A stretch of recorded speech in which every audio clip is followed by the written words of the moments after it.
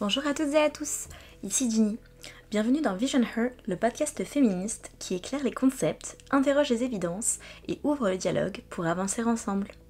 Déconstruisons, débattons et bâtissons une réflexion collective. Si cet épisode vous inspire, partagez-le et abonnez-vous pour ne rien rater. Aujourd'hui, dans ce 5e épisode de notre série sur les différents courants féministes, on plonge dans un sujet à la fois brûlant, complexe et plus que jamais d'actualité, le féminisme pro-sexe. Un courant qui célèbre la sexualité féminine sous toutes ses formes, mais qui divise, surtout depuis l'essor des plateformes comme OnlyFans. Alors, libération ou illusion? Empowerment ou marchandisation? On essaie d'y voir plus clair ensemble. Concernant sa définition, le féminisme pro-sexe, c'est un courant qui prône une vision positive et inclusive de la sexualité. Il va s'opposer aux conceptions traditionnelles, moralisatrices, souvent patriarcales, qui ont longtemps associé la sexualité des femmes à la honte, au silence ou à la passivité. Il revendique une sexualité féminine libre, choisie, assumée. Il défend aussi les droits des travailleuses du sexe.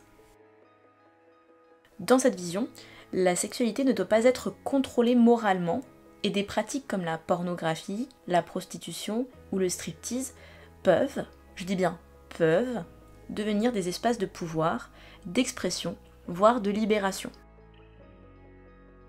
Concernant ces principes clés, nous avons donc la réappropriation du corps et du plaisir de la femme, une déconstruction des stéréotypes de genre liés au désir et la mauvaise réputation que cela peut induire, l'acceptation des corps, des identités et des pratiques sexuelles dans toute leur diversité, et la défense du travail du sexe comme potentiellement émancipateur quand il est consenti et choisi. Donc ce courant, il part d'un postulat fort. La sexualité peut être un terrain d'empowerment, pas nécessairement d'oppression. Certaines militantes disent clairement, la liberté c'est aussi pouvoir dire oui. Dire oui à son plaisir, à son désir, à sa visibilité. Et parfois, à monnayer son corps ou son image si c'est un choix éclairé. Toutefois, ce discours, il fait pas l'unanimité. Et donc ça nous amène aux critiques de ce courant. D'abord, le nom même du courant, pro-sexe, est souvent perçu comme problématique. Il suggère que les autres courants féministes seraient anti-sexe, voire puritains. Ce qui est faux bien sûr, et surtout réducteur. Ensuite, beaucoup pointent une vision trop libérale de la sexualité, et posent cette question fondamentale. Peut-on vraiment parler de choix dans une société profondément inégalitaire? Certaines critiques qui viennent du féminisme radical ou matérialiste, dont nous parlerons plus tard, elles rappellent que l'industrie du sexe est aussi précarité, violence systémique, proxénétisme, exploitation économique. Et que ça, il ne faut surtout pas l'ignorer. Autre critique importante, le féminisme pro-sexe risquerait de confondre liberté individuelle et marchandisation globale du corps féminin. L'exemple de OnlyFans est assez parlant. Pour certaines, c'est un outil d'autonomie, de liberté sexuelle et économique, mais pour d'autres, c'est une illusion de pouvoir. C'est du capitalisme sexuel maquillé en entrepreneuriat cool. Enfin, ce courant est parfois jugé non intersectionnel. Il parlerait surtout aux femmes blanches, occidentales, éduquées, en capacité de choisir leur sexualité, leur nudité, leur image, mais oublierait celles qui vivent la sexualité comme un espace de violence ou qui sont poussées vers le travail du sexe par nécessité et non par empowerment. Donc pour conclure, le féminisme pro-sexe, c'est un courant qui bouscule. Il interroge les lignes entre désir, pouvoir et exploitation.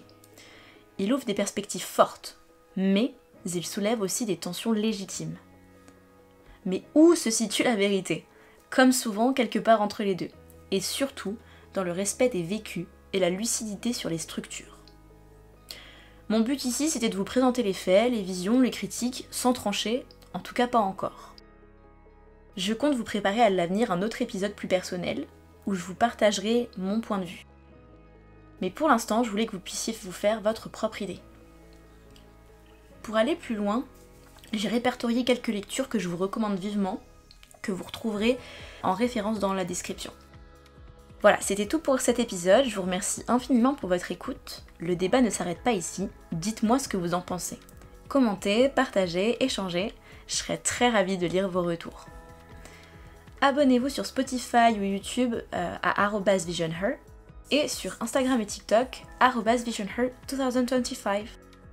Si ce contenu vous a parlé, vous a fait réfléchir, un like, un commentaire, un partage, ça m'aide énormément et ça me montre que ce travail a du sens. Prenez soin de vous et à très bientôt pour un prochain épisode. C'était Ginny pour Vision Her.